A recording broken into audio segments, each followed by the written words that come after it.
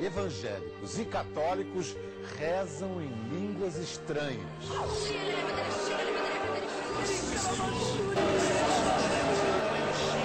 As pessoas da minha família começaram a dizer: não, você enlouqueceu, isso aí é coisa da sua cabeça, você criou isso. Mas eu tinha dentro de mim uma consciência muito clara. Algo de extraordinário estava acontecendo comigo.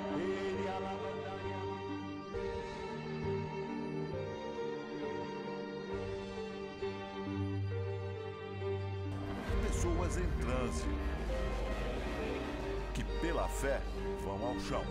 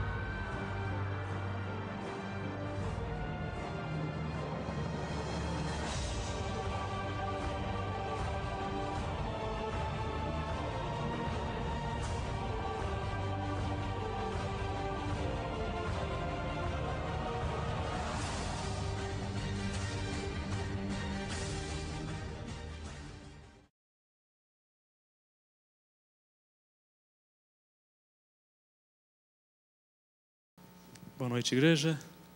Boa semana. Que bom estarmos reunidos de novo. Agradeço ao Tiago, líder do Ministério Jovem dessa igreja, por dar a oportunidade de estarmos novamente aqui. Para mim, é um prazer, uma honra e até um privilégio poder estar com vocês aqui. Como falamos essa manhã, o tema que iríamos abordar nesse programa JA era de extrema importância. Estou feliz que muitos atenderam o convite e podemos hoje estudar um pouco mais das profecias. O meu professor de profecia bíblica no NASP foi o José Carlos Ramos, não sei quantos conhecem, ele é autor de alguns livros e artigos. E ele dizia, e ele enfatizava isso muitas vezes nas classes, de que a igreja precisa de profecia, que a igreja já está bem convencida de que Jesus a ama, mas é necessário edificar a fé em solo fértil. E a profecia é solo fértil. A fé se fortalece quando nós vemos o amor de Deus no cuidado do seu povo através das profecias. Também é uma mensagem de amor. A profecia é uma mensagem de amor. Apesar dos eventos lá fora darem a demonstrar que parece que está tudo fora do controle, né? Que Deus não está agindo, pelas profecias nós sabemos que está tudo sob controle. E que podemos ser libertos através do poder de Deus. Então, antes de abrirmos a palavra essa noite, gostaria de inclinar novamente a fronte antes de ler o texto bíblico. Vamos orar. Ó bondoso Senhor, te damos graças pelo momento agradável que passamos no teu dia santo e rogamos pela tua bênção nessa semana que inicia. Vamos abrir agora a tua palavra, Senhor, a mesma palavra que criou os mundos e agora está aqui disponível para os teus filhos. Ajude que o nosso coração também seja transformado por ela, Pai. Em nome de Jesus oramos. Amém. Vamos abrir então em Apocalipse, capítulo 16. Eu trouxe mais uma vez um PowerPoint para ilustrar aí os assuntos que estaremos abordando essa noite.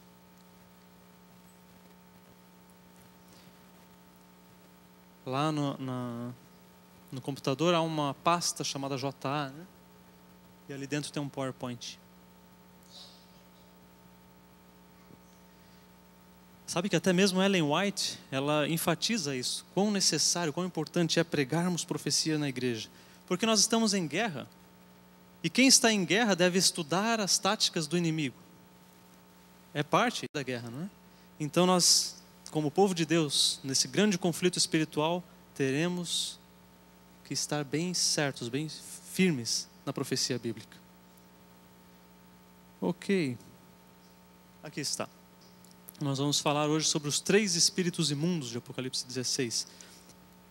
O pano de fundo de Apocalipse capítulo 16 é o grande conflito espiritual, como é comum, né, em todo Apocalipse. O contexto, né, João então descreve no capítulo 16 as pragas.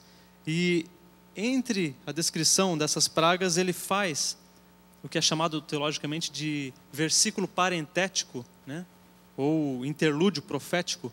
João abre um parênteses no meio da explicação das pragas para explicar o reflexo de uma praga anterior. E aí é ali que ele cita, então, essa profecia dos 3 espíritos imundos. Vamos ler juntos, então, Apocalipse capítulo 16 e os versos de 12 a 14. Vamos ler juntos esses textos. Apocalipse 16, verso 12 diz: derramou o 6º anjo, né, a sua taça sobre o grande rio Eufrates, cujas águas secaram, para que se preparasse o caminho dos reis que vem do lado do nascimento do sol. Verso 13 agora. Então vi sair da boca do dragão, da boca da besta e da boca do falso profeta 3 espíritos imundos semelhantes a rãs.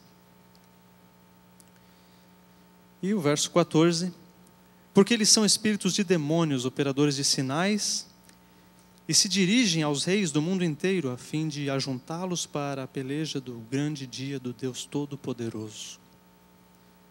O que é isso que o profeta viu? Por que isso é importante para nós hoje, não é?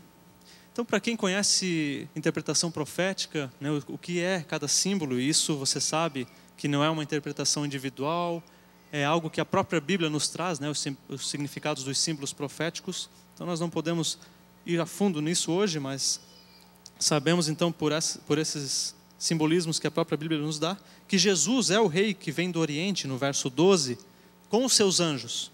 Mas para que ele venha, então é necessário que o engano seja desmascarado. O engano aqui representado por fechar essa boca, né, de enxurrada, de pessoas com doutrinas falsas. Então isso é necessário, esse processo de desmascarar o engano. E então Cristo volta. No verso 13, nós vemos de onde saem essas doutrinas falsas, né? E nós sabemos, até falamos sobre isso essa manhã, que Satanás tem sempre uma contrafação para tudo que Deus faz, né? Então para o sábado, qual é a contrafação de Satanás? O domingo, né? Domingo não é um dia santificado segundo a Bíblia. Deus Pai, Filho e Espírito Santo têm a contrafação de Satanás na pessoa do dragão, da besta e do falso profeta. Assim como Deus tem 3 anjos, né, 3 mensagens angelicais para esses últimos dias, então o inimigo de Deus também tem, como nós lemos agora há pouco, esses 3 espíritos imundos. E por que ele usa a rã como um símbolo, né, desses espíritos? Porque a rã, nós sabemos, por Levíticos 11, que é um animal imundo. E ele demonstra, então, quão repulsivos são para o próprio Deus. Por fim, o verso 14 diz o que eles fariam, esses espíritos imundos. Ele diz que são espíritos de demônio, né? Então não são da parte de Deus, de jeito nenhum. Fazem prodígios, né? Fazem sinais, indo ao encontro dos governantes do mundo, para terem, então, uma sustentação política para as suas doutrinas. Pois bem, vamos voltar aqui às imagens então. Então isso seria mais ou menos o que João teria visto em visão, né, ali, saindo da boca de cada um desses personagens, um espírito imundo semelhante a rã.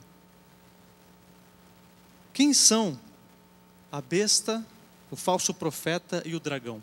Mais uma vez, nós sabemos pelo estudo dos próprios símbolos do Apocalipse. Quem tem dúvidas a respeito disso, busque o ancião, o pastor, para tirar essas dúvidas. É importante que você tenha fé bem firme nesses assuntos. Nós sabemos, por exemplo, que Apocalipse 12, verso 9, identifica quem é o dragão, né? O dragão é o próprio Satanás. E aqui representado então não só por Satanás, mas por seus agentes espúrios, né? Ou seja, todas as doutrinas e sistemas que ele montou ao longo da história, do pecado nessa terra, ou seja, o paganismo, as doutrinas esotéricas, está tudo envolvido dentro desse personagem simbólico chamado dragão. Então, todo o paganismo e as doutrinas esotéricas desde o mundo antigo, né, da Babilônia e todos esses povos. A besta, né? Quem seria a besta? Alguém lembra dos estudos de Apocalipse? Né? Nós conseguimos identificar os símbolos proféticos que a besta é o poder religioso romano, querendo ser Deus, como diz Daniel, né? Alterando o tempo e a lei, foi ferido de morte, por quanto tempo? Você lembra quando foi ele ferido de morte? 1798. Reinou, né, por 1260 anos. Uma coisa importante, note, é o sistema, ok? Isso tem que ficar bem claro, é o sistema romano e não as pessoas, não é o seu vizinho católico que é a besta do Apocalipse, não é, tá ok? Então fique bem atento nisso. E por fim nós temos a terceira pessoa então da trindade satânica, que seria o falso profeta. E nós sabemos também por Daniel e Apocalipse que ele representa os Estados Unidos através do protestantismo apostatado nas doutrinas, chegando a fazer uma imagem da besta, né? Ou seja, o que o poder romano fez na Idade Média, o poder, né, e o autoritarismo que ele desenvolveu naquela época, voltará agora através da figura do falso profeta. Uma imagem da besta, né? Então é importante isso, antes de prosseguirmos, que você tenha em mente que Deus tem seus filhos em todas as denominações. Deus tem seus filhos espalhados em diferentes religiões. Então não são as pessoas que nós estamos estudando aqui, mas os sistemas em si. As doutrinas, as crenças que eles têm e o modo que eles agem. Isso tem que ficar bem presente na sua mente. Ok? Não saiam por aí apontando os dedos para os pobres cristãos e outros que estão, na verdade, sendo enganados. E é nosso papel adverti-los, né? Os três espíritos imundos, então, vêm deles, vêm desses três. E o texto diz, né, na Nova Versão Internacional, por exemplo, que eles fazem sinais miraculosos, né, grandes prodígios. E que prodígios seriam esses? Há um texto que nos ajuda a entender mais isso aqui. Está em Apocalipse, capítulo 13, verso 13. Só voltar algumas páginas na sua Bíblia. Apocalipse 13 e o verso 13. Ele fala também disso. Até um pedaço do 14 também. Ele diz ali então, Apocalipse 13, 13.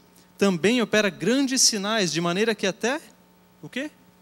Fogo faz do céu descer, não é? A terra, diante dos homens. Seduz os que habitam sobre a terra por causa dos sinais que lhe foi dado executar. Seduz as pessoas porque ele faz esses sinais miraculosos, né? Maravilhosos. Então as pessoas se maravilham, né, com o sobrenatural e acabam sendo atraídas por esses sistemas. Pois então, aí a partir desse ponto em diante, ele passa a tratar da imagem da besta, que é, na verdade, sabemos pelas profecias, a união do Estado com a igreja, para que possa então impor, ser obrigatório os dogmas falsos, né? Como a igreja católica fez na Idade Média. A minha pergunta para vocês agora é o seguinte: esses sinais que nós lemos há pouco, já aconteceram no passado? Estão acontecendo hoje? Ou é algo do futuro? Ainda vai acontecer? Vamos lá, opiniões aí. O que vocês acham? Já aconteceu e está acontecendo? Alguém mais? Alguma outra opinião? Ok. Alguns ainda faltam acontecer, ainda estão no futuro. Então algo já aconteceu, algo está acontecendo hoje e ainda algo está no futuro. Vamos ver. Estamos caminhando bem. No ano de 1906, na Califórnia, nesse país, na rua Azusa, número 312, aconteceu um fenômeno. E esse fenômeno ficou conhecido como o fenômeno da rua Azusa 300, não é 313, 312, né? Ficou conhecido como o fenômeno da rua Azusa 312. Ali, nesse prédio, número 312, protestantes de diferentes denominações se reuniam para estudar a Bíblia, fazer orações, e nesses estudos eles concluíram que os dons do Espírito Santo que foram dados para os discípulos lá no Pentecostes poderiam novamente descer aos que crescem com a fé sólida realmente. Eles passaram então a pregar sobre essa possibilidade do batismo do Espírito Santo, né? O Pentecostes acontecendo novamente hoje, que eles poderiam fazer fogo descer do céu novamente, como aconteceu com os discípulos no Pentecostes, como está relatado em Atos. Fogo descer do céu. Opa, já vimos isso em algum lugar, não vimos? Apocalipse 13:13.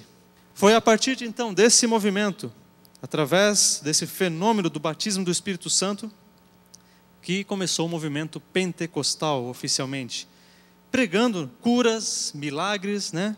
Dons de línguas estranhas, não idiomas, mas glossolalia, né? Algo que ninguém entende. Eles chamam de língua dos anjos, mas não há nenhuma semelhança com fator linguístico nisso, são palavras balbuciadas. Exorcismo no púlpito, né? Pessoas sendo exorcizadas e conversando com os demônios ali, uma entrevista mesmo com os demônios, feita no púlpito. Então esse é o fenômeno pentecostal que começou ali. O fenômeno iniciou na Califórnia e rapidamente se irradiou para todos os Estados Unidos e depois para outros países.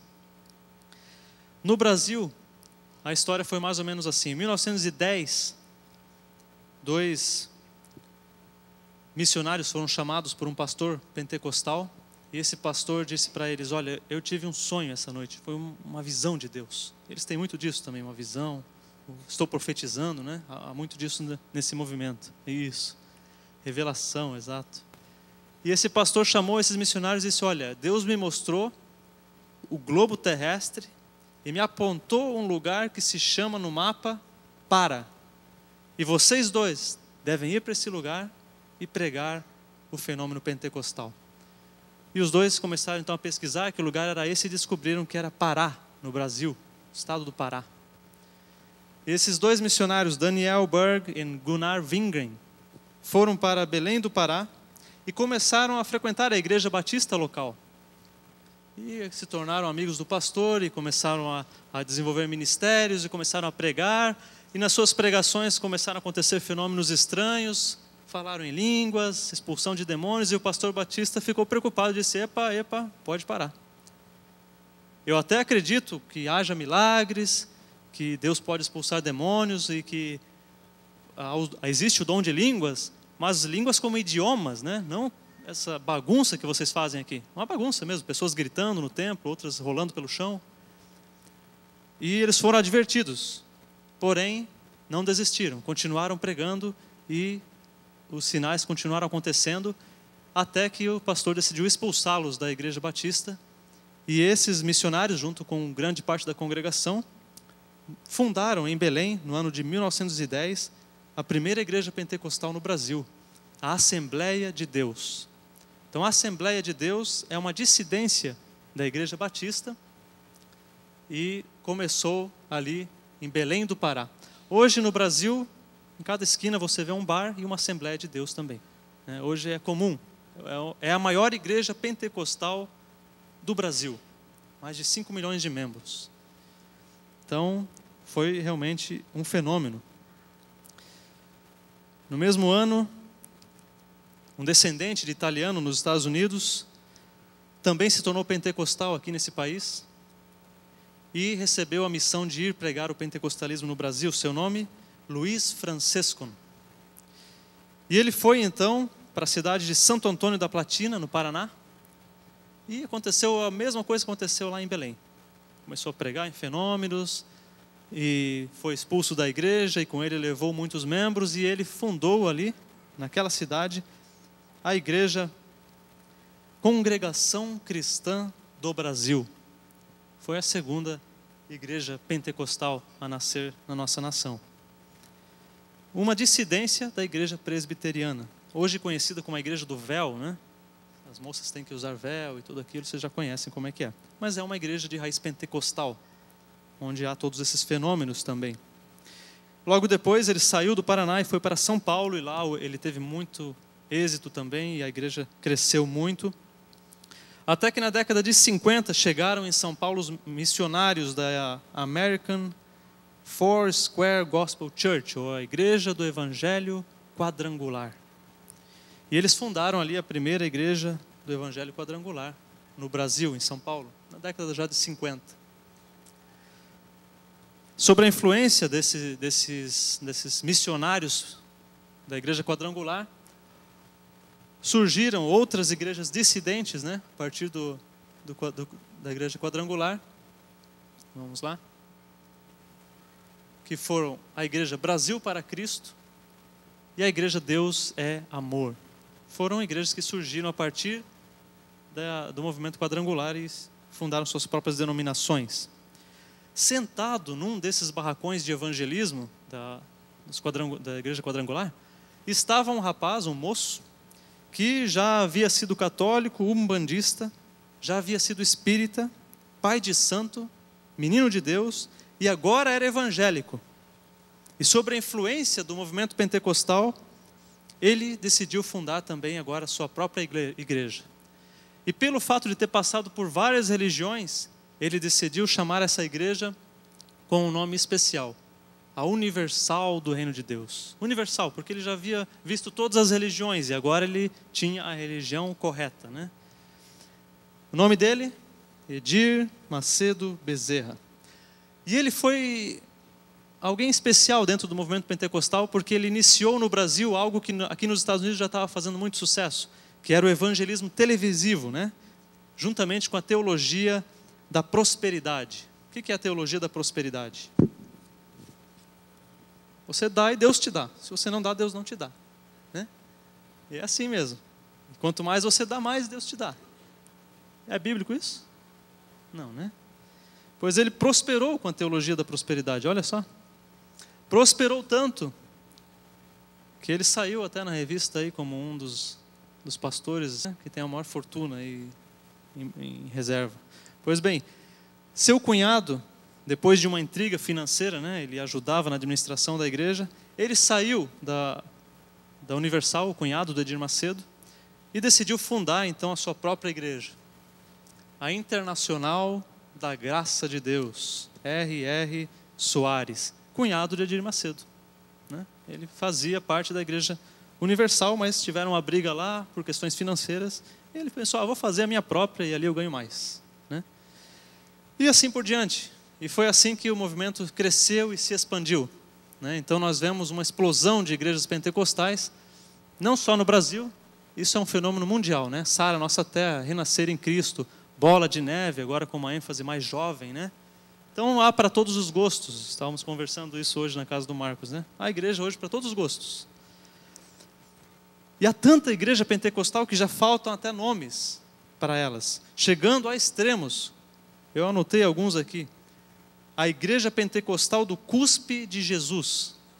Olha a que ponto chegamos, né? Ou a Igreja Evangélica Tecuy da Satanás.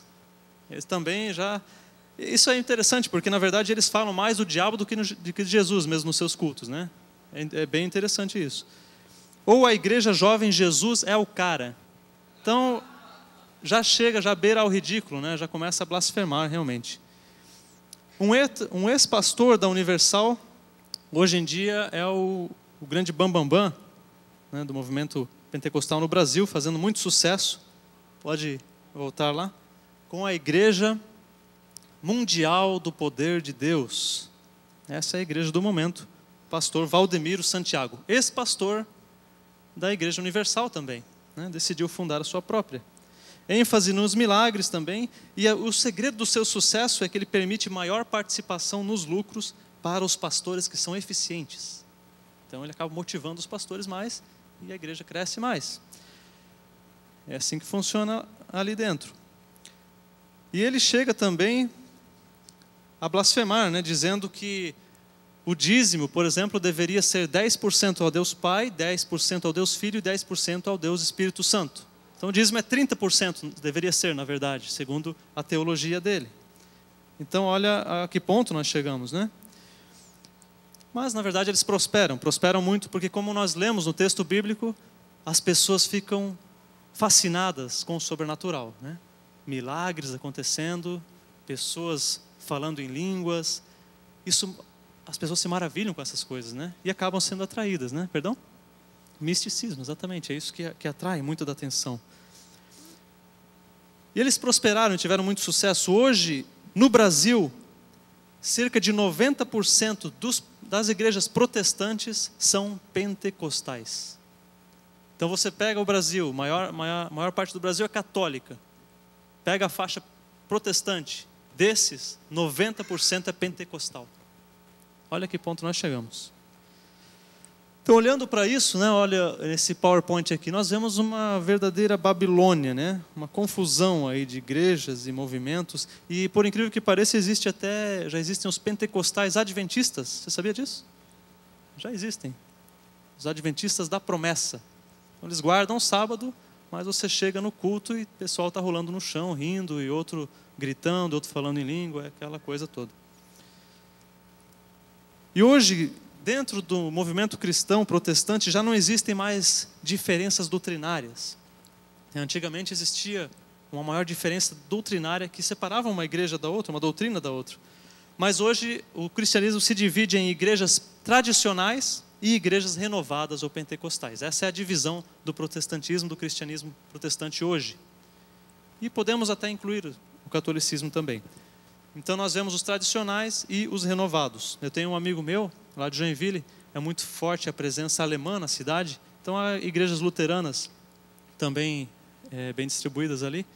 E ele me fez essa revelação. Ele disse que no culto luterano existe o culto tradicional pela manhã, onde você vê os velhinhos alemães lá, e à tarde o culto jovem, mais renovado, né, com rock and roll e o pessoal falando em línguas, aquele negócio todo.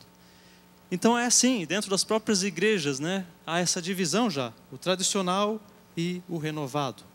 Eu colportei por muitos meses nesse país, aqui nos Estados Unidos, e tive a oportunidade de colportar em Massachusetts, lá onde foi realmente o berço da nação, né? E ali, visitando igrejas, a gente usava a técnica de oferecer palestras de saúde nas igrejas. Então, a partir desses contatos, a gente oferecia, né, os livros de saúde, também livros religiosos. E ao visitar essas igrejas antigas, realmente com séculos, né, de idade, eu percebia que muitas delas estavam vazias. Tinha igreja que tinha se transformado em loja de tapete. E outras haviam sido alugadas para igrejas pentecostais. Já não existiam mais. Se tornaram igrejas pentecostais, foram alugadas. Então isso é um movimento mundial realmente. Os tradicionais estão definhando, né, diminuindo, e os renovados, os pentecostais, estão aumentando. Vamos ver o que o Espírito de Profecia fala sobre isso. Os protestantes dos Estados Unidos serão os primeiros a estender as mãos através do abismo para apanhar a mão do espiritismo, ou algumas traduções são mais fiéis e dizem espiritualismo. Foi assim que Ellen White disse, spiritualism, ou seja, espiritualismo. Estender-se-ão por sobre o abismo para dar mãos ao poder romano. E sob a influência dessa tríplice união, esse país seguirá as pegadas de Roma, desprezando os direitos da consciência. Mediante a influência do espiritualismo, operar-se-ão prodígios, os doentes serão curados e se efetuarão muitas e inegáveis maravilhas. Ellen White. E como os espíritos professarão fé na Escritura Sagrada, os pastores vão pregar com a Bíblia na mão, demonstrando respeito pelas instituições da igreja, a sua obra será aceita como manifestação do poder divino. As pessoas vão acreditar que é de Deus mesmo. Mas olha só, não é isso que nós vemos mesmo nas igrejas pentecostais? Nesses programas de TV de igreja pentecostal? E é impressionante o cumprimento da profecia dada pela serva do Senhor, né? Ela predisse o local, os Estados Unidos, foi lá na Rua Azusa, na Califórnia, como aconteceria e quem seria o primeiro dos 3 sistemas a iniciar a tríplice união. Então foi justamente o protestantismo americano o primeiro a agarrar, né, dar as mãos ao espiritualismo, aos fenômenos sobrenaturais. Isso cumpre também Mateus capítulo 24, que diz: muitos virão em meu nome e pregarão e farão prodígios e enganarão, se possível, até os escolhidos. Prodígios, né? Isso atrai as pessoas. sinais, maravilhas. Também há uma relação forte com Mateus 7, 21 a 23, onde Jesus diz: nem todo o que clama Senhor, Senhor, entrará no reino dos céus, mas aquele que faz a vontade de Deus. E qual é a vontade de Deus? Está lá expressa em 2 tábuas de pedra, né? Essa é a vontade de Deus. Muitos dirão naquele dia: Senhor, mas nós não profetizamos em teu nome? E não é isso que fazem essas igrejas, né? Revelações, né? Profetizam para os irmãos uns aos outros. Em teu nome nós não expulsamos demônios? Então expulsar demônio é sinal de ser de Deus ou não? O texto continua dizendo: em teu nome nós não fizemos muitos milagres? Pois Jesus disse: falarei abertamente, nunca vos conheci. Apartai-vos de mim, vós que praticais a iniquidade. Então isso não é sinal de ser de Deus ou não. Fazer milagre, profetizar, fazer grandes prodígios, né, em nome de Deus, se não praticarmos a vontade de Deus. Quando ele diz assim, praticais a iniquidade, essa palavra iniquidade no grego é anomos, ou seja, sem lei. Nomos é lei. Ou seja, eles não seguem a lei. Apartai-vos de mim, vocês que não seguem a lei. E de fato esses movimentos não se importam muito, ou praticamente nada, com a lei de Deus. Vamos prosseguir com o nosso estudo.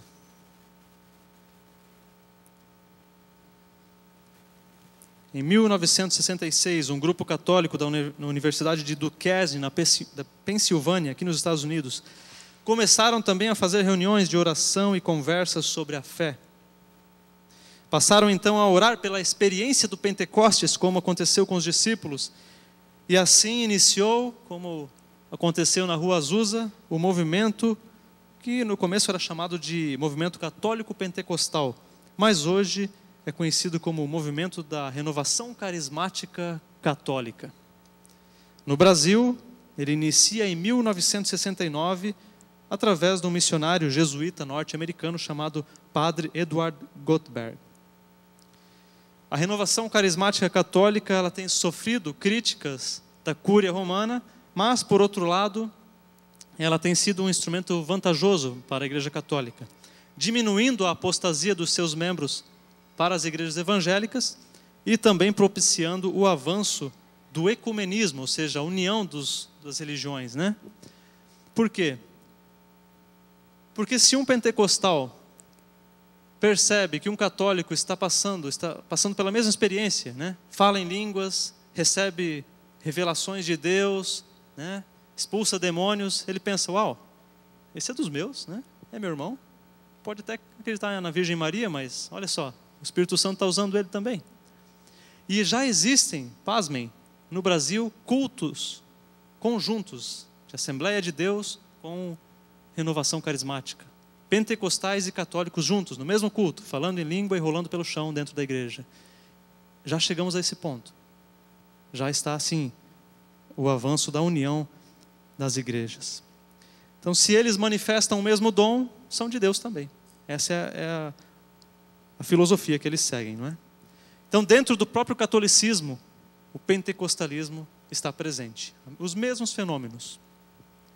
E nós vemos então, né, principalmente no Brasil, a Arca da Aliança, o canal de televisão Canção Nova, figuras, né, que se destacam, o padre Marcelo Rossi, o Fábio de Mello, todos esses propagando as ideias do movimento carismático católico no país. E é um sucesso realmente. Hoje, entre os tradicionais e os carismáticos já estão praticamente iguais. Já chegamos a esse ponto, né? Mas, como acontece com o protestantismo, os tradicionais estão diminuindo e os carismáticos crescendo muito. Pois então, vamos seguir aqui.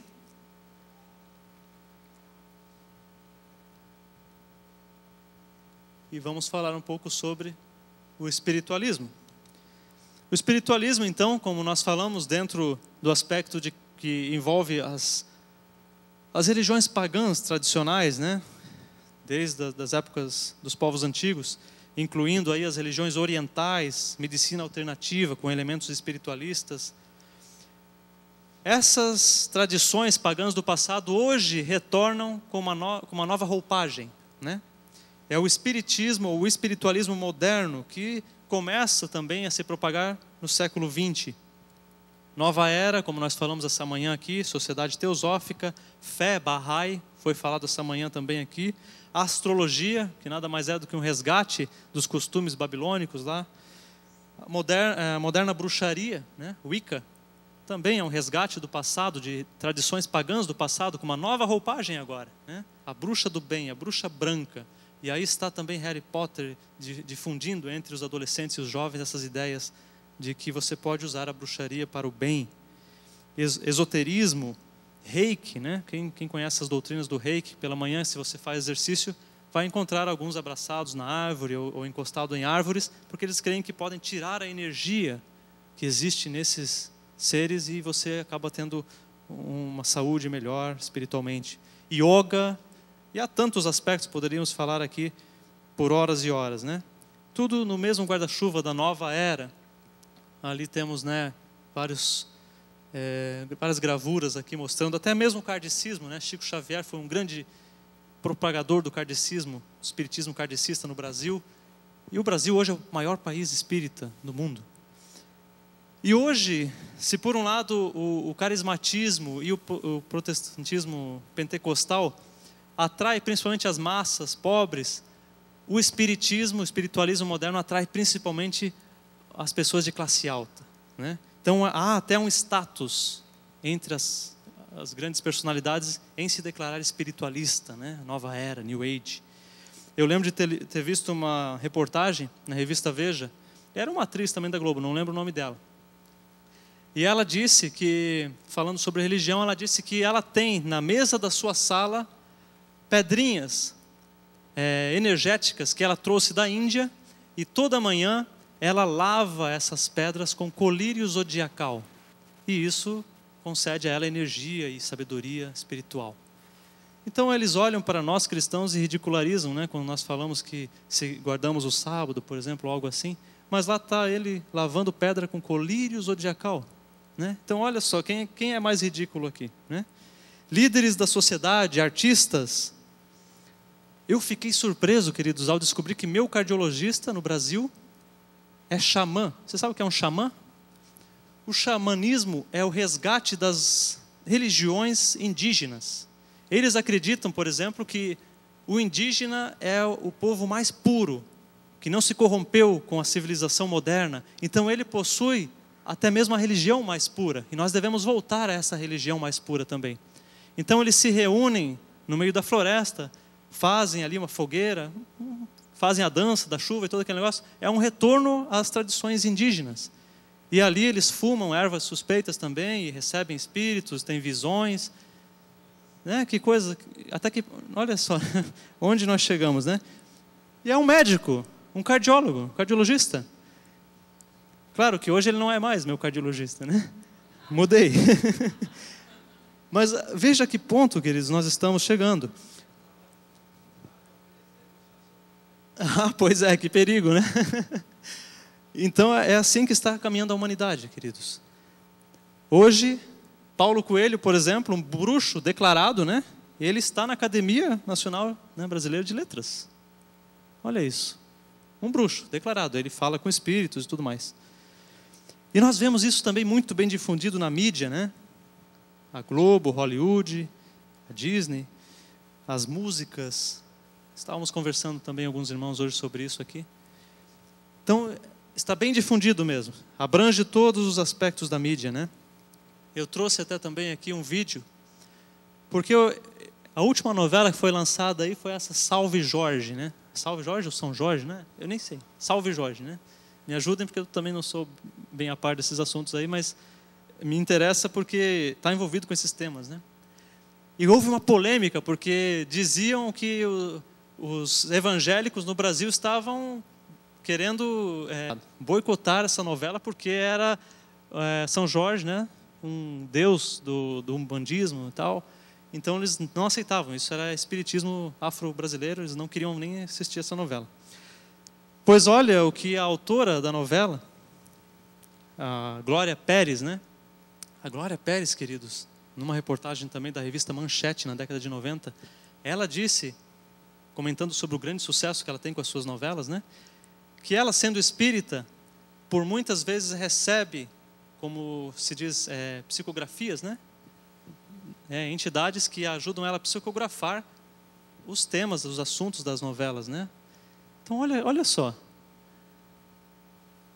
De onde vêm essas novelas, então, hein? Qual é a origem?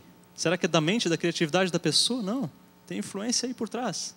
Ela declarou abertamente, né, que ela recebe espíritos, entidades que ajudam ela a escrever os roteiros das novelas.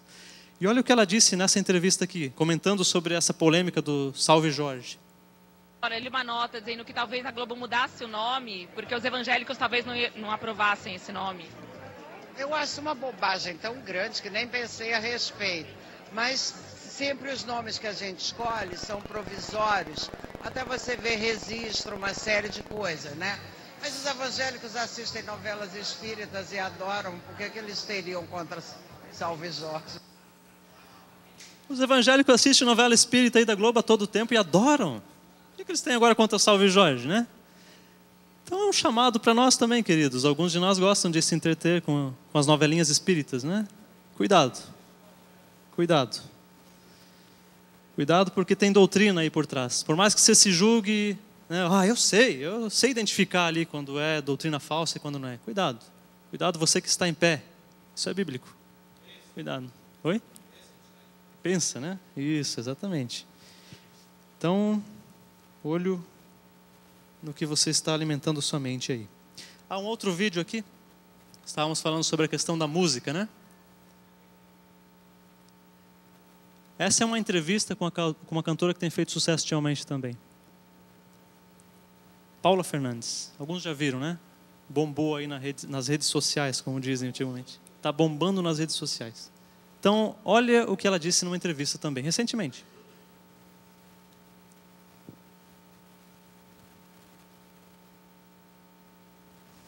E religião, Paulinha?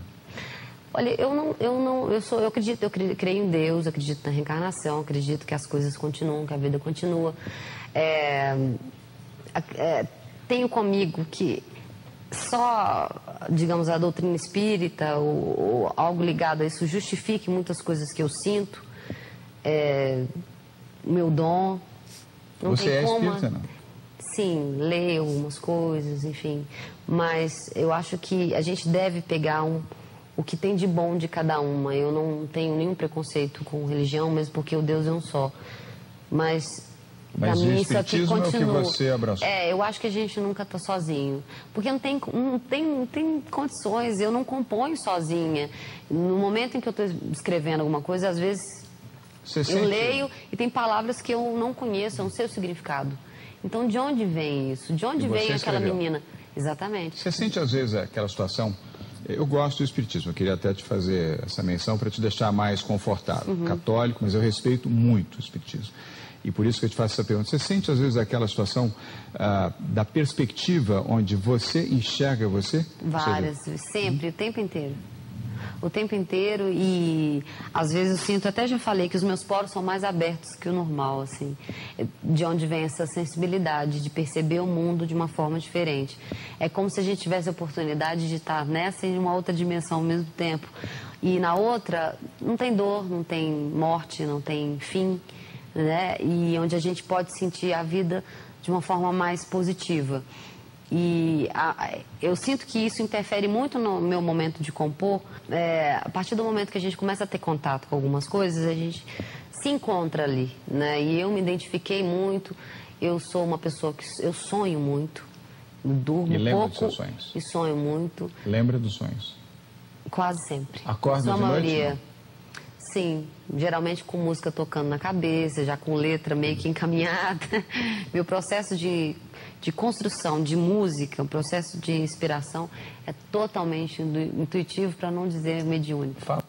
Processo de composição é intuitivo, totalmente mediúnico. Mediúnico. Você sabe o que isso significa? Um espírito dita para ela e ela escreve. Músicas. O pessoal está cantando por aí. Faz sucesso. Olha isso, né? Olha que ponto que chega revelação, é uma revelação também do além. Essa questão da música é muito polêmica e a gente tem que estar bem ciente disso. Há um livro que todos os adventistas deveriam ler. Foi lançado pelo Centro Universitário Adventista de São Paulo, UNASP, pela editora da universidade, a Unas Press, que se chama Cristãos em Busca do Êxtase. E ele é um livro grosso, abordando de forma profunda essa questão da música e analisando, inclusive, estudos, muitos estudos, demonstrando a relação das batidas com o alcance do transe espiritual, não é? E é isso que muitos cristãos buscam, né? Alcançar esse êxtase espiritual dentro das igrejas. Então, as batidas na música influenciam hormônios no cérebro e tudo isso. É um livro fantástico. É da nossa igreja, né? O Unas Press lançou Cristãos em Busca do Êxtase. Ótimo livro, todos deveriam ter e ler. Então, essa questão da música vai bem além, né? Bem além do que nós vimos aqui. Protestantismo, catolicismo, espiritualismo. Vamos seguir. Então, o espiritismo está bem difundido aí, cresce, né? Se expande. Muitos chegam a chamar até de ciência espírita, né? Dizem que há provas científicas de que existe contato com os mortos e tudo mais. A nova era do espiritismo, né? E tudo isso. Nós estamos aí bem cientes do que está acontecendo. Então eu quero pedir a ajuda de vocês para identificarmos os 3 espíritos imundos de Apocalipse 16. Então, quando o protestantismo deu a mão ao espiritualismo, o que surgiu? Pentecostalismo, exatamente. Movimento pentecostal. Esse é o primeiro. Quando o catolicismo agora deu a mão ao espiritualismo, o que surgiu? O carismatismo, né? O católico carismático. E por fim, quando as doutrinas pagãs do passado deram a mão ao espiritualismo moderno, o que surgiu? Nova era, né? Nova era que engloba todos esses aspectos espiritualistas modernos. Trouxe até também uma tabelinha aqui, que fala dos fenômenos pentecostais, né? Línguas estranhas, nos carismáticos acontece, nos espiritualistas acontece, nos pentecostais também. Libertação, os 3 pregam sobre isso. Curas e milagres, todos fazem isso. Exorcismo, todos praticam. Revelações divinas, todos dizem ter. Batismo do Espírito Santo, que é quando você recebe a entidade espiritual mesmo, né? Eles dizem que é o Espírito Santo, mas nós sabemos bem quem é que toma posse do indivíduo ali. Então todos ensinam, mas o espiritualista ele não chama de batismo do Espírito Santo, ele chama de outro nome, né? Tem outras denominações dentro de cada movimento espírita ou espiritista para esse mesmo fenômeno, quando você recebe uma entidade, né? Para alguns é um fenômeno mediúnico, para outros é um espírito e assim vai. Os mesmos fenômenos acontecem nos 3 movimentos. Vamos seguir então. Olha o que diz a serva do Senhor. Satanás tem há muito estado a preparar-se para um esforço final. Nota, essa é a última cartada do demônio. É o seu esforço final. Sua obra mestra. A fim de enganar o mundo. O fundamento da sua obra foi posto na declaração feita a Eva no Éden. Certamente não morrereis. No dia em que dele comerdes, se abrirão vossos olhos e sereis como Deus, sabendo o bem e o mal. Então o engano é o mesmo. Você não vai morrer, você vai reencarnar, ou você vai para o céu, ou para o purgatório, mas você não morre. Você vai para outro lugar. E o outro engano é, você vai ser como Deus. Você vai evoluir espiritualmente. Cada vez mais, ao ponto de chegar a ser igual a Deus. O engano é o mesmo, a doutrina é a mesma. E ela continua, Ellen White, dizendo, pouco a pouco, ele, o inimigo, tem preparado o caminho para a sua obra mestra de engano. Estamos frisando isso. O desenvolvimento do espiritualismo. Essa é a obra final dele, é a sua última cartada. Ele tem se preparado 6.000 anos para isso aqui. Diz o profeta, vi 3 espíritos imundos semelhantes a rãs, são espíritos de demônios que fazem prodígios, os quais vão ao encontro dos reis de todo mundo para os congregar para a batalha naquele grande dia. do Deus Todo-Poderoso, Apocalipse 16, o texto que nós lemos inicialmente, mencionado aqui pelo Espírito de Profecia, como sendo o cumprimento, o engano de Satanás pelo espiritualismo. Há um outro vídeo que eu trouxe aqui, nós já estamos caminhando para o final da nossa palestra, que é um documentário, é a parte de um documentário, na verdade. Eu cortei um documentário que era sobre o pentecostalismo e o carismatismo. E essa parte do documentário ele mostra variadas cenas de músicas e cultos, juntamente com sessões de candomblé, umbanda. E ali ele faz uma comparação entre esses vários cultos. E você vai perceber que é até difícil identificar o que é pentecostal, o que é candomblé. Preste atenção. Eu acho que seria importante nós orarmos uma vez mais, porque eu entendo a igreja como um ambiente sagrado e que a gente tem que ter um certo cuidado com o que a gente faz e com o que a gente fala e mostra aqui. Porém, eu acho que é bem importante vocês verem o que eu vou mostrar agora. Mas vamos orar para que Deus, com o Espírito Santo, nos dê discernimento e nos ajude a entender a mensagem em si. Vamos inclinar a mente novamente. Querido Deus, nós queremos mais uma vez nos achegarmos a Ti, Senhor, orando agora por discernimento espiritual, Pai Santo. Queremos entender os enganos do inimigo e estar atentos para não cair em suas ciladas, Pai Santo. Ajuda-nos, portanto, agora, com os olhos da fé, possamos entender e olhar para essas imagens. Em nome de Jesus. Amém.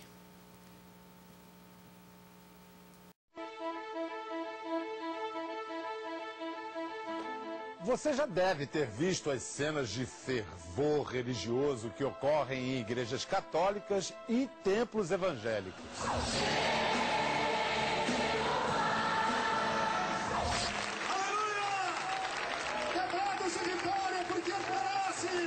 Evangélicos e católicos rezam em línguas estranhas.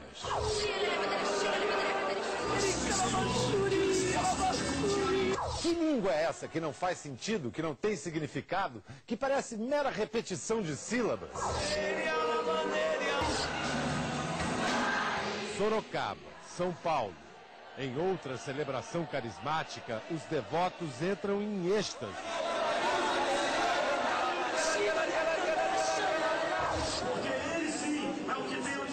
Ainda em São Paulo, um templo evangélico, a Igreja Assembleia de Deus Betesda.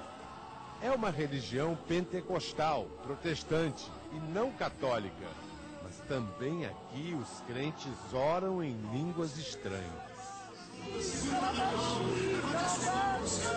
Quando ele está falando em línguas estranhas, ele está falando com Deus numa língua que para ele é mistério.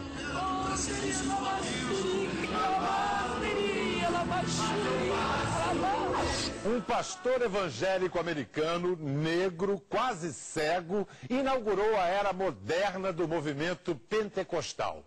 Seu nome, William Seymour. No início do século XX, este homem promovia cultos barulhentos, com muito canto, muita dança, gritos, línguas estranhas. Êxtase espiritual dentro de um templo, numa rua que se tornaria célebre, a Rua Azusa, em Los Angeles. Em abril de 1906, repórteres do Los Angeles Daily Times assistiram às celebrações do pastor Seymour e puseram na primeira página do jornal: espantosa Babel de línguas, nova seita de fanáticos à solta, cenas impressionantes na noite da Rua Azusa. Foi assim, há quase 100 anos, que o movimento pentecostal voltou. Primeiro nas igrejas evangélicas.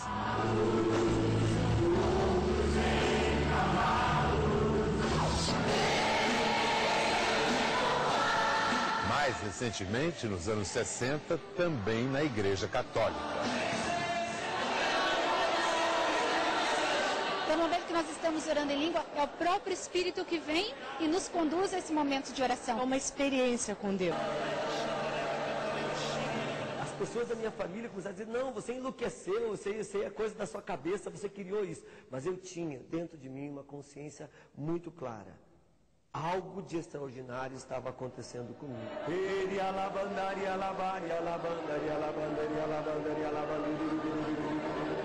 Eu estou louvando a Deus, na verdade, com o meu falar em línguas.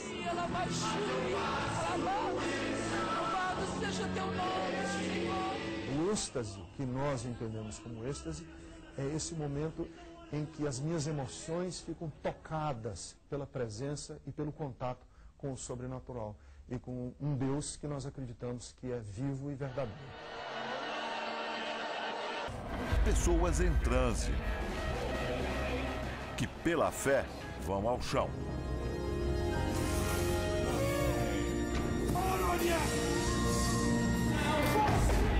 Homens e mulheres que caem em nome de uma doutrina. Que movimento evangélico é esse?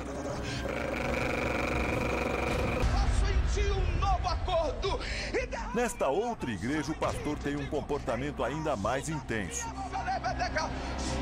Depois da unção, ele começa a rodopiar pelo altar. Este homem de terno fica assustado com a cena.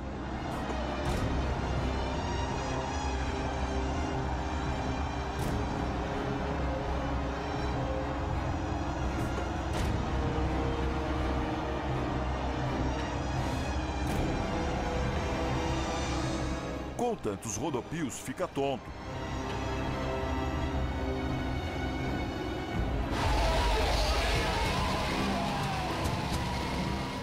Outro culto, mais uma igreja cheia.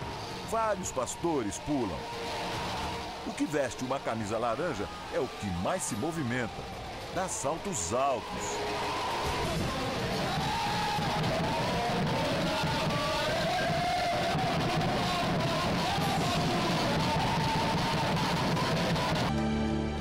Os pastores defendem a ideia de que as pessoas estariam tomadas pelo Espírito Santo. Não tem demônio, não tem doença, não tem problema. Deixa Deus te arrebatar de hoje. E que chega a glória dele.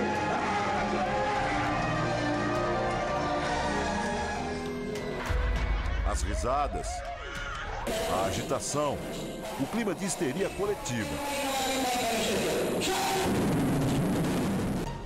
São essas, na interpretação deste movimento, as manifestações que o Espírito Santo provocaria no homem. Repare que em quase todos os vídeos ouve-se muita música.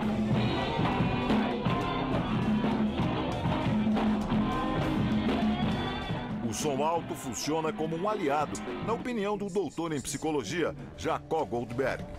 O movimento de corpo é exasperado. Tudo fica vizinho da histeria. E a histeria, ela faz diminuir o senso crítico. O indivíduo não usa mais a razão. Ele se entrega. É uma entrega passiva.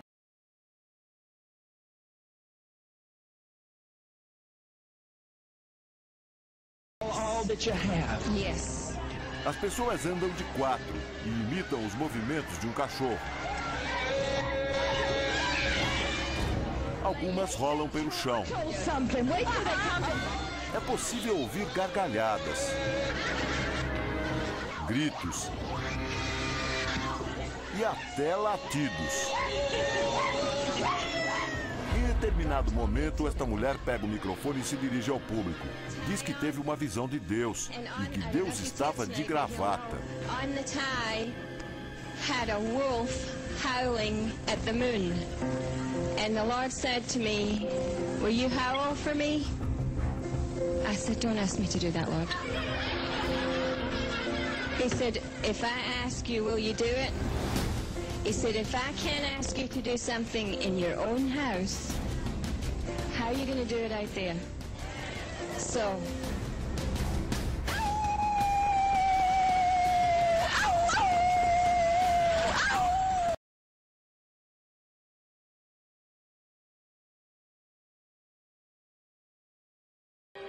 Rajneesh é um dos gurus mais controvertidos da Índia, principalmente por seu apoio a práticas sexuais chocantes como um pré-requisito para a salvação.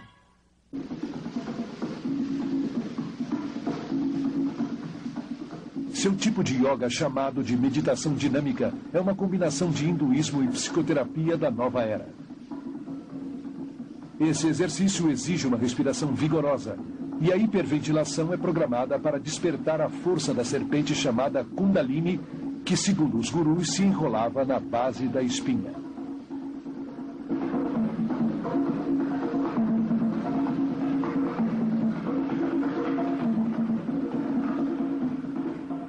Fiz meditação dinâmica todos os dias.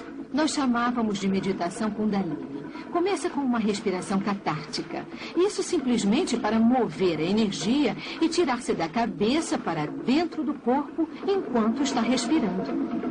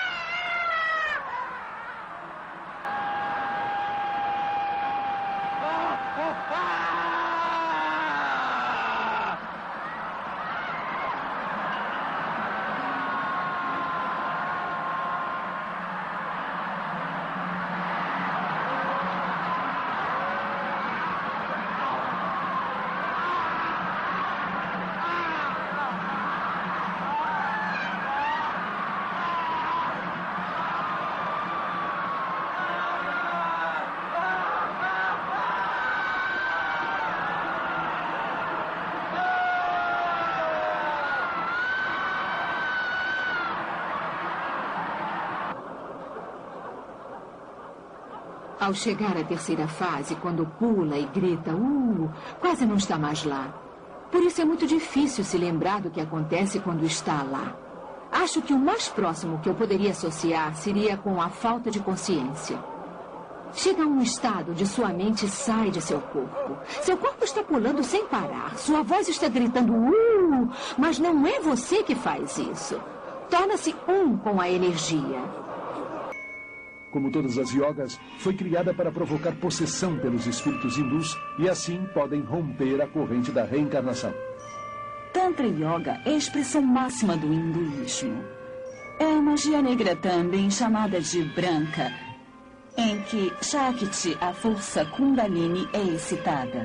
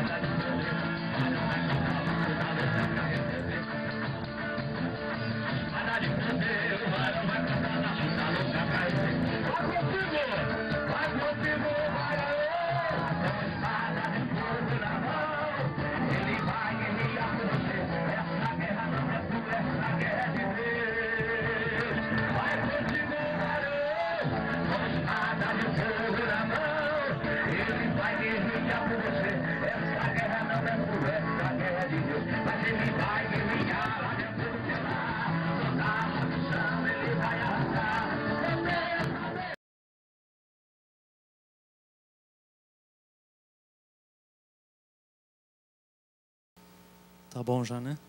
Mas deu para perceber que não muda muito? São os mesmos movimentos, as mesmas batidas rítmicas, né? Para a pessoa alcançar o êxtase espiritual, né? Que eles chamam de batismo do Espírito Santo, ou alcançar o clímax espiritual.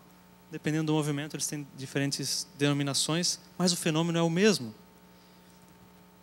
Então nós percebemos que tudo farinha do mesmo saco, como diz o ditado, né? E isso é o que tem atraído a atenção do mundo, queridos. A profecia, ela vai além, né? Ela diz que esses espíritos iriam, esses 3 espíritos, ao encontro dos governantes do mundo. Qual que é, então, a sua relação com o poder civil, né? Indo ao encontro dos reis de toda a terra. Pois bem, nós sabemos que os grandes nomes aí da mídia e da política, das artes, a maioria deles são já espiritualistas, né? A bancada evangélica no Congresso, tanto desse país como do Brasil, cresce em influência. Aqui é chamada de nova direita cristã. Muitos adventistas comemoraram quando a bancada evangélica barrou projetos pró-homossexualismo no Brasil, né? Ok, mas deixa chegar o projeto de lei dominical para você ver como é que eles vão reagir. O que vocês acham? Política e religião não se mistura. Não deve se misturar, nunca. Toda vez que isso aconteceu na história, nós tivemos consequências catastróficas. Nós vemos o poder de influência dos evangélicos, né?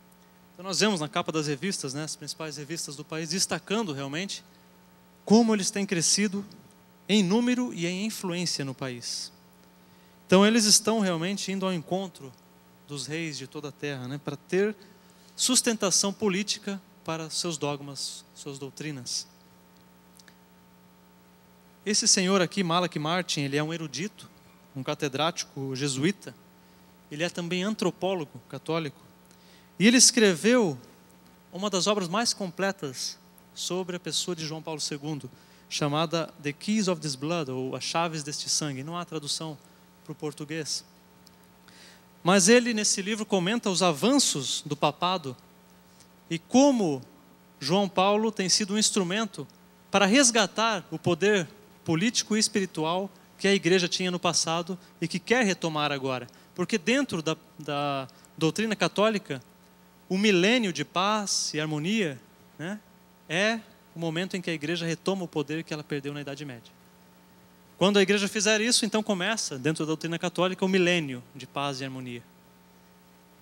Totalmente fora, né, do que a Bíblia ensina. Mas esse é o modo que eles acreditam e pregam. Então ele diz que antes da queda do comunismo, o Papa João Paulo II, juntamente com os Estados Unidos e a União Soviética, brigavam ou lutavam indiretamente entre si pelo domínio mundial. E ele diz nesse livro que a melhor forma de unir 2 inimigos é tendo um inimigo comum. Quando 2 inimigos têm um inimigo comum, eles se unem para lutar contra aquele, não é? E foi justamente isso que aconteceu. A revista Time revela, né, em sua capa, Estados Unidos e Vaticano tinham uma aliança secreta para derrubar o comunismo. Então 2 inimigos, entre aspas, né, se uniram para derrubar o comunismo ateu. E é assim que começou então a união para que o poder político pudesse ser exercido pela igreja também. Trouxe aqui um artigo que saiu na internet. Papa Bento XVI reúne ateus, representantes de 300 religiões para um culto ecumênico. Note, os ateus estão se reunindo para culto ecumênico. Tamanha é a abrangência do poder papal, unindo as religiões e até mesmo quem se declara sem religião. Estavam lá também.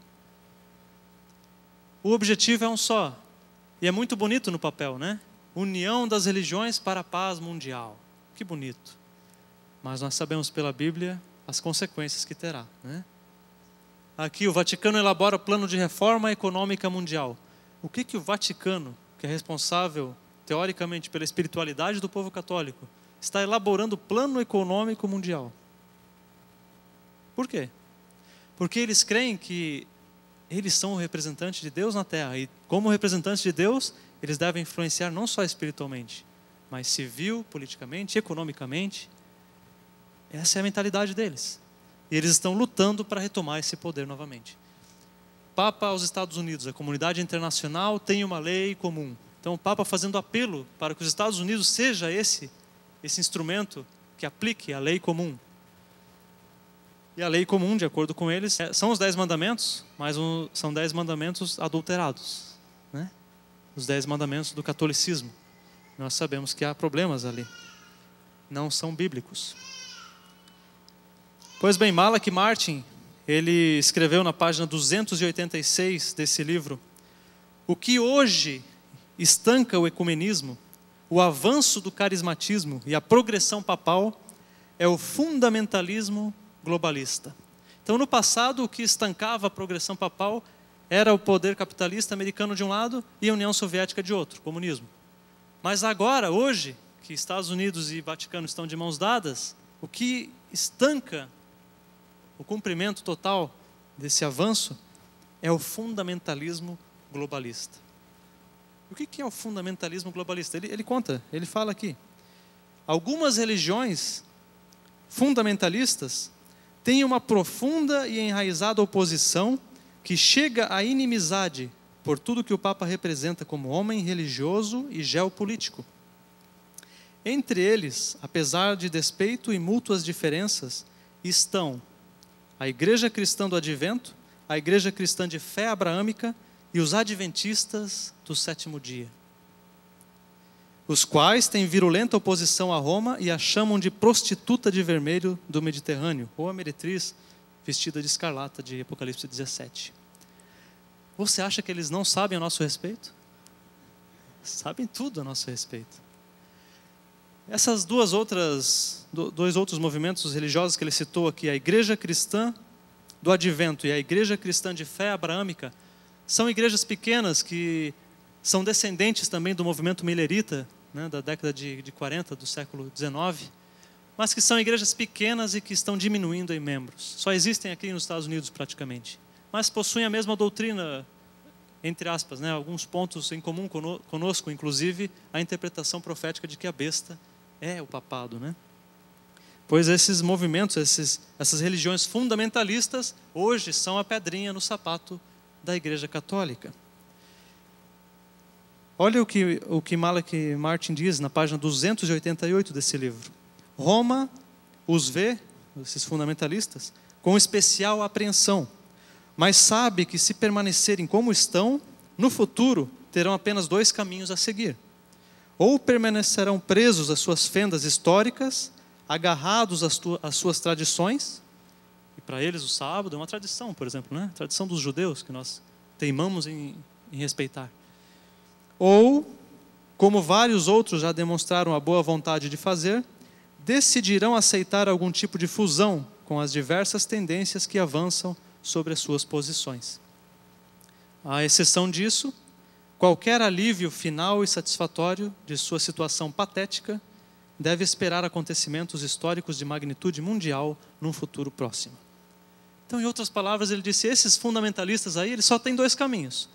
Ou eles permanecem presos às suas tradições, às suas doutrininhas, ou, como outras religiões já fizeram, dão as mãos conosco.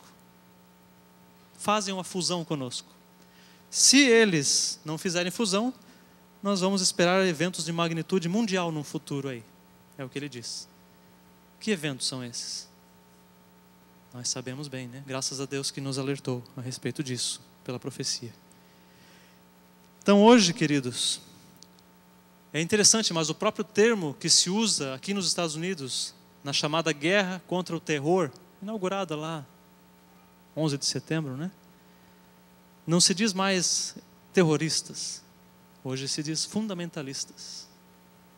Olha, mudou o termo aí. Por que será, né?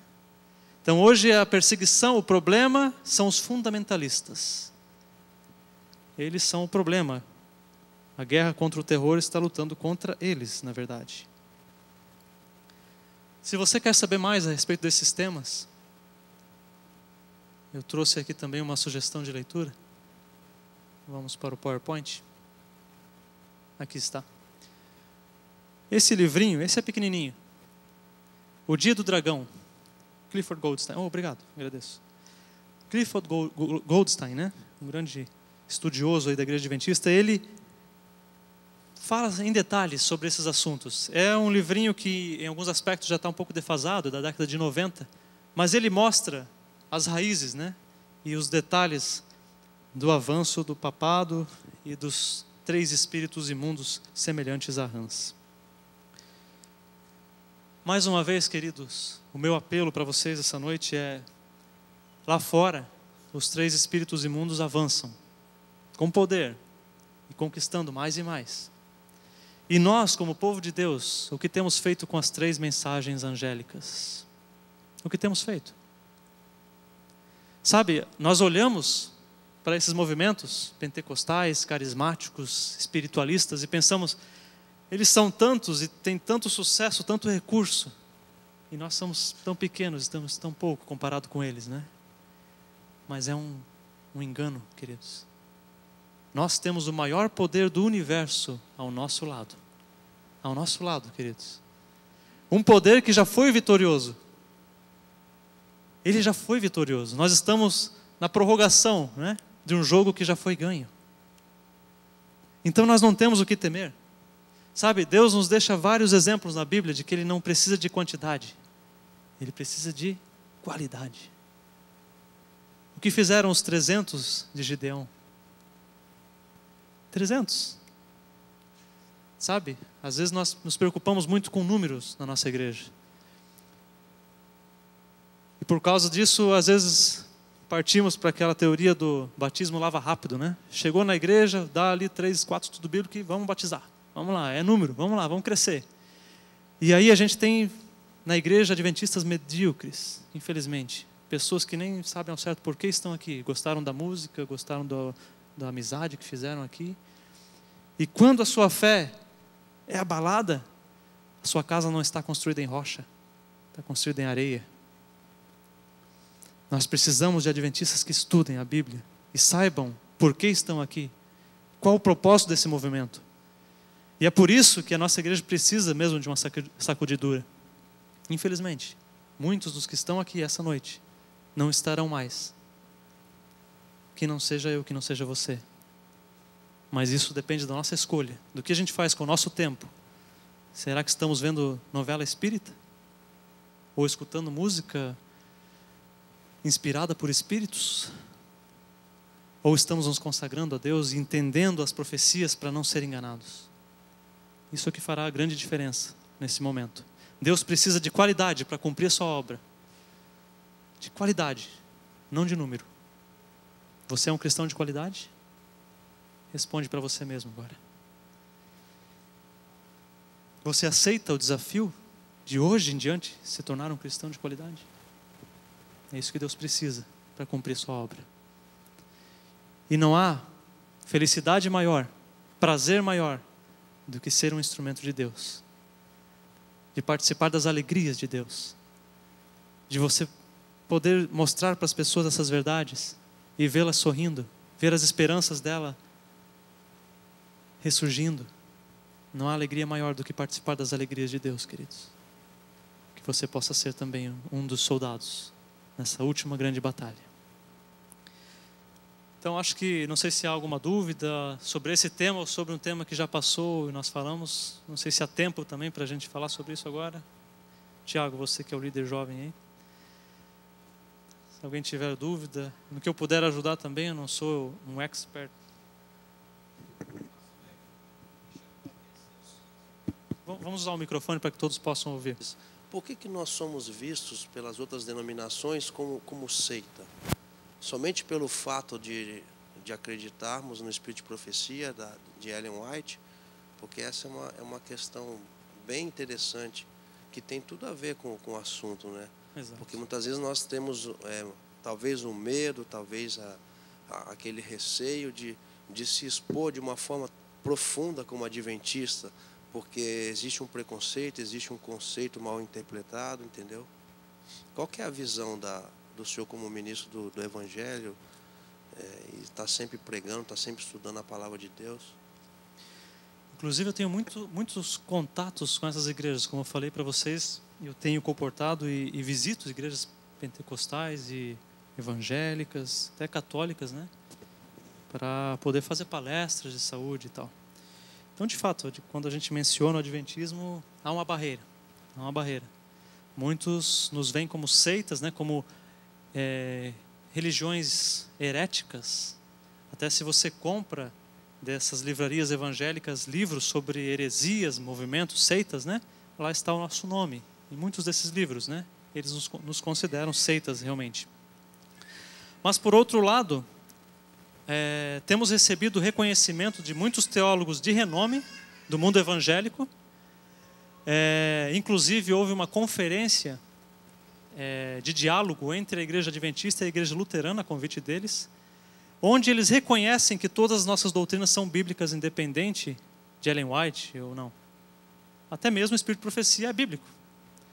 Então, eles reconhecem que entre as religiões paraprotestantes, deixa eu explicar isso, existem, dentro dos protestantes cristãos, várias categorias, né? Então, existem os tradicionais, que são aqueles da época da Reforma, né?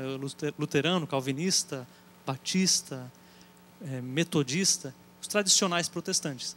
Existem os que eles chamam de paraprotestantes, que são movimentos que acreditam, que são protestantes, mas acreditam não só na Bíblia, mas em outros escritos. Então, aí eles incluem Mormons, Testemunhos de Jeová, Ciência Cristã. Alguns incluem os adventistas, outros não. Porque, por essa questão de que nossas doutrinas, independente desses outros escritos, são todas bíblicas. E também existem daí os pentecostais, neopentecostais e assim por diante. Então, muitos consideram a Igreja Adventista paraprotestante e outros não, consideram evangélica também. Igreja evangélica, tradicional. E é até curioso que entre os protestantes tradicionais, a gente estava falando que eles estão definhando, né? Estão diminuindo em número. Se classificamos a Igreja Adventista como uma igreja protestante tradicional, e ela é, na verdade, é a única que cresce. Amém por isso, né? Há uma exceção também. Os batistas são considerados tradicionais e também crescem. Porém, eles já abraçaram muitos aspectos pentecostais. Muitas músicas batistas, você vê pessoas falando em língua, né? Aquela igreja batista da Lagoinha, é muito famosa, né? E ali, pessoas falando em língua no meio das canções. Então, eles são considerados teologicamente tradicionais, mas abraçaram muitos aspectos pentecostais e por isso que eles crescem. Mas, se considerarmos os puros protestantes tradicionais, a Igreja Adventista é a única que cresce ainda. Outras estão estagnadas ou definham, estão diminuindo em número. Então, essa questão da seita, né? Eles nos classificam como seita principalmente por isso. Por considerar que os escritos de Ellen White, não sendo bíblicos, não têm a mesma autoridade, então nos classificam junto com os Testemunhos de Jeová e com os Mormons. Porém, muitos evangélicos, quando vão a fundo, né, há outro presbiteriano chamado Paxton, que escreveu uma tese doutoral a respeito da Igreja Adventista, e no final ele conclui que nós somos uma igreja evangélica e não para protestante, porque nossas doutrinas são bíblicas, independente de Ellen White ou não, né?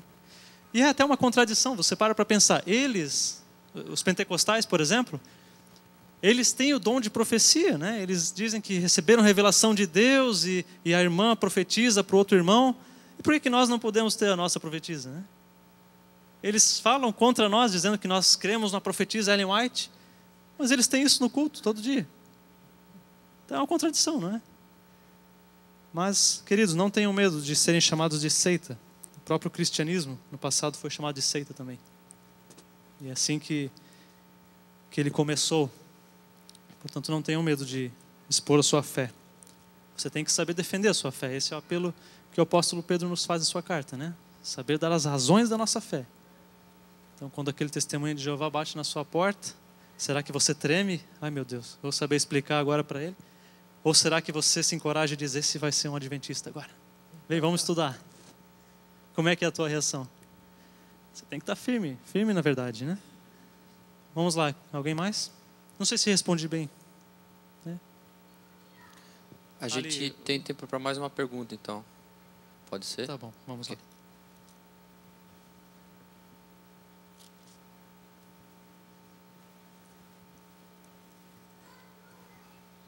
A minha pergunta é bem prática, assim. Como é que nós, como adventistas do sétimo dia, podemos, vamos dizer assim, propagar, divulgar mais a respeito dos conhecimentos fundamentais da nossa fé? Como nós podemos fazer para partilhar isso com os jovens, partilhar isso com os nossos membros, fazer com que as pessoas se interessem mais por estudar mais profecias, mais sobre a nossa fé, sobre coisas que são fundamentais para a gente. E deixar isso reviver, né? Não morrer.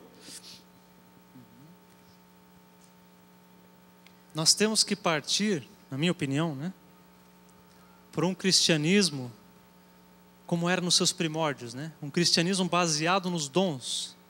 Eu acho que é isso que falta na igreja hoje. Temos que saber identificar os dons que o Espírito nos dá, porque essa é uma promessa de Deus. Quando a gente se batiza, nós recebemos dons espirituais, são presentes de Deus. Para usar para nós? Não, para usar para o reino, para a propagação do reino de Deus. Então cada um de nós tem dom ou dons dados por Deus. E alguns desconhecem, nem sabem que dons tem. Então é preciso a igreja focar nisso, nos dons que cada um tem, e dividir a igreja em ministérios de acordo com esses dons. Não adianta você mandar ou querer estimular a igreja toda a distribuir folhetos quando as pessoas não têm esse dom de chegar nas portas e ter uma conversa confortável e amistosa com a pessoa e convencê-la a ler aquele folheto. A maioria joga o folheto por baixo da porta, isso vai para o lixo. Em muitos casos, né? Eu sei de pessoas que conheceram a verdade assim, que acharam um folheto na rua. Mas, convenhamos, em proporção é bem pequena, né? Então, esse talvez seja uma falha da nossa igreja hoje. Nós precisamos focar nos dons das pessoas. Você tem dom para quê? Para ser um líder de pequeno grupo? Então, esse é o teu ministério. Junta as pessoas que têm esse dom e com esse dom ele vai ter sucesso e a imagem vai se propagar, a mensagem vai se propagar nesse sentido, nessa vertente. Você tem dom para quê? Para visitar enfermos em um hospital? Então vamos montar um ministério aqui com todas as pessoas que têm esse dom. É isso que falta, eu acho, para a igreja hoje cumprir essa missão. E eu acredito que as primeiras gotas da chuva serôdia serão sentidos nesse momento, quando a igreja estiver cumprindo a sua missão de acordo com os seus dons. Aí o Espírito vai poder trabalhar em sua plenitude. Acho que é isso então, né? Olha, é um prazer mesmo, espero ter mais oportunidade de estar com vocês. Eu tenho inclusive trabalhado em uma semana de oração com temas proféticos, então poderemos um dia talvez combinar para passarmos um tempo mais longo juntos. Tá ok? Deus abençoe, foi um prazer estar com vocês, queridos. Amém. Pastor Francis, em nome do Departamento Jovem e da Igreja, eu quero te agradecer por ter aceitado o convite de estar aqui com a gente. Amém, eu agradeço. Eu fui e tenho certeza que todos aqui também foram abençoados com a sua palestra, com esse tema, que é um tema que é super importante. Sim. A gente está muito por dentro disso aí, porque nossa salvação depende de saber essas coisas também. É verdade. Pastor, a gente gravou o culto de manhã e agora é de tarde também. Então, se você tem interesse de adquirir a palestra, vai ali no mídia, preenche o papel e a gente vai te dar. Você pode adquirir o DVD da palestra de manhã. Amém. E de tarde também. Tá bom? Que bom, é uma boa iniciativa essa, que isso seja divulgado aí, então, né? Se você quiser assistir com mais calma, ver os versos, os detalhes, então Exato. você pode adquirir também a palestra. Amém. Pode fazer uma oração para a gente terminar? Vamos finalizar com uma oração? Oremos então.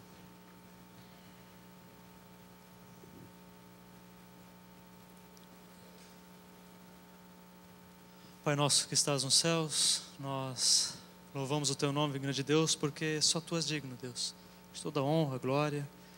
E nós, como Teus filhos, agora nos achegamos diante do Teu trono de graça, Senhor, para recebermos graça e paz ao nosso coração, certos de que Tu tens o melhor reservado para cada um, Pai Santo.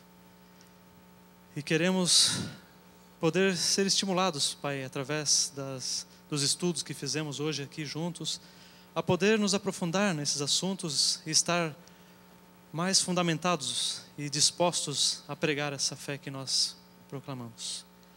Queremos, Pai Santo, que o Senhor seja presente em nossa vida, ajuda-nos a ter discernimento espiritual, a manter, Senhor, aquela chama do primeiro amor acesa em nosso coração, e que assim possamos cumprir o propósito que o Senhor tem para a nossa vida, de acordo com os dons que o Senhor nos concede. Ajuda-nos a poder logo, Senhor, abraçar-te e finalmente poder olhar a Ti face a face e não mais orar de olhos fechados, Pai Santo. Essa é a nossa grande esperança, que nos faz acordar motivados a cada manhã. É em nome de Jesus que nós oramos, Santo Deus. Amém. When peace like a river attendeth my way, when sorrows like sea